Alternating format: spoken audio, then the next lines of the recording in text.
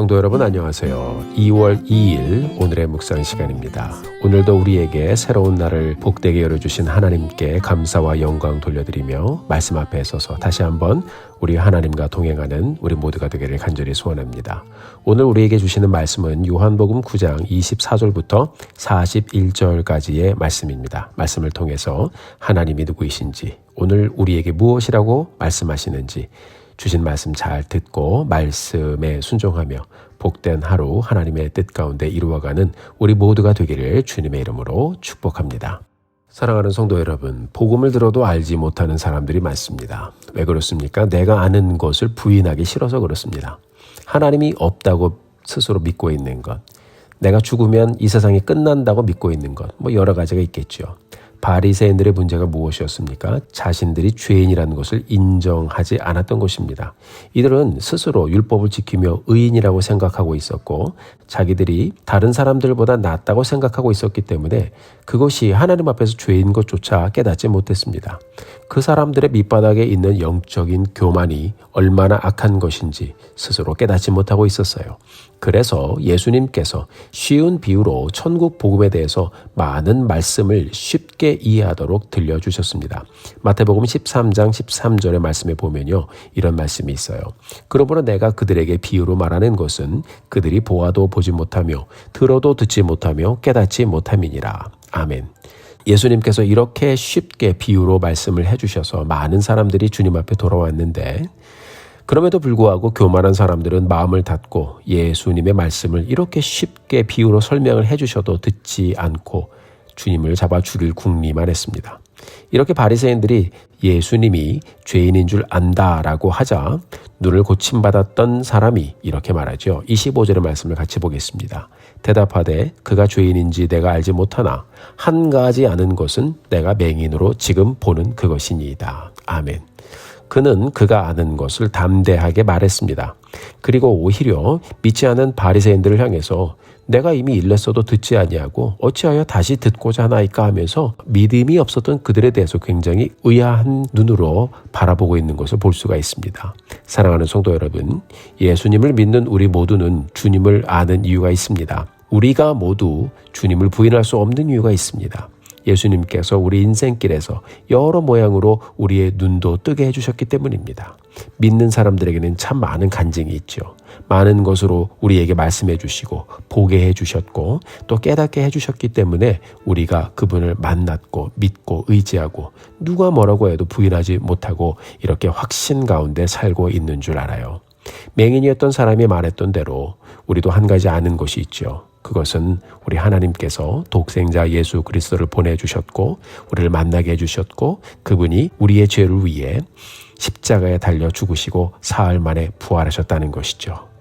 그 놀라운 생명의 복음의 말씀이 우리의 눈을 뜨게 해주셨습니다.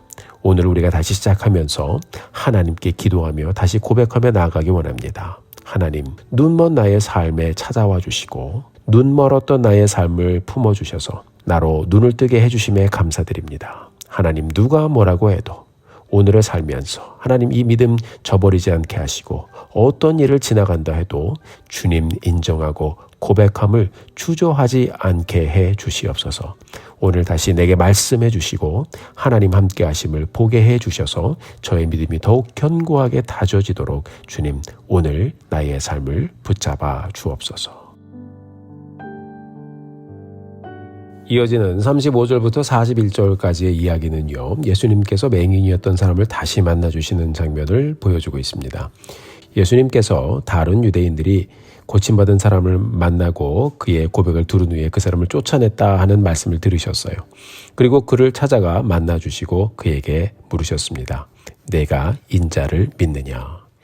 이 질문을 받은 사람이 말했어요. 주여, 그가 누구시옵니까? 내가 믿고자 하나이다.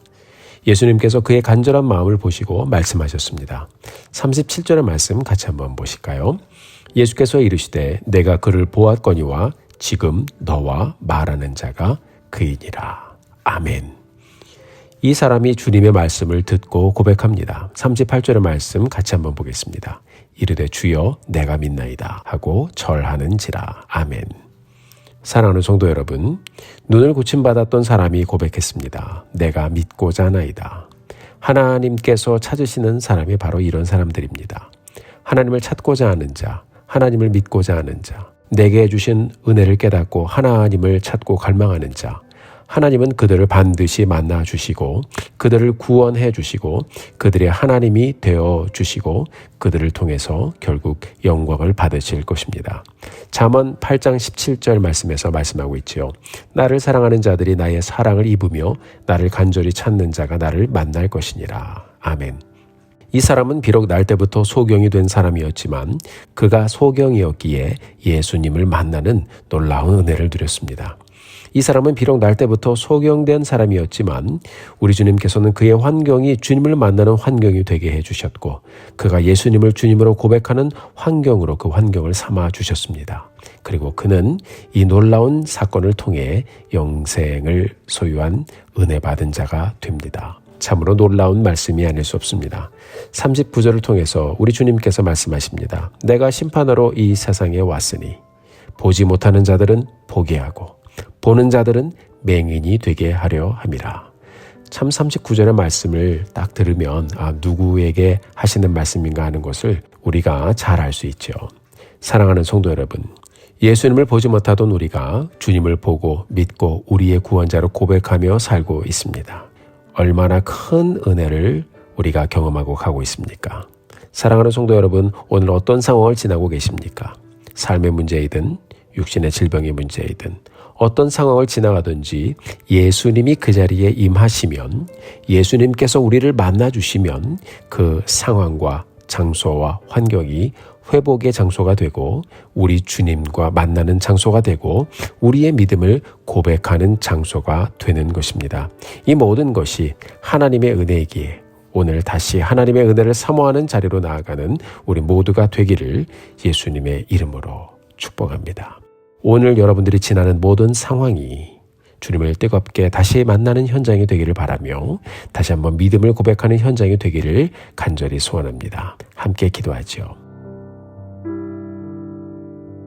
사랑과 은혜가 풍성하신 하나님 아버지, 주님의 은혜를 진심으로 감사합니다. 오늘 다시 말씀을 통해 우리의 심령 가운데 하나님의 은혜를 보게 하신 것 진심으로 감사드립니다.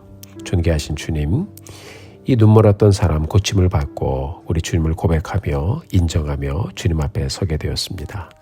우리가 비록 어려운 상황과 환경을 지나간다 하더라도 그 현장이 주님 만나는 현장이 되게 하여 주셔서 더욱더 뜨겁게 하나님 사랑함을 고백하며 또 주님 인정하며 영광 돌며 가는 현장 될 수 있도록 하나님 회복의 은혜로 함께하여 주시옵소서. 우리에게 찾아와 주셔서 이 귀한 복음을 들려주시고 믿게 하시고 영생의 길을 열어주신 하나님 앞에 다시 한번 감사와 영광 돌려드립니다. 우리도 일생을 살면서 날마다 하나님을 고백하며 우리 주님 인정하며 주님께 영광 돌리며 살아가는 저희들 되게 하여 주옵소서. 감사와 영광을 주님께 올려드립니다. 예수님의 이름으로 기도드렸습니다. 아멘.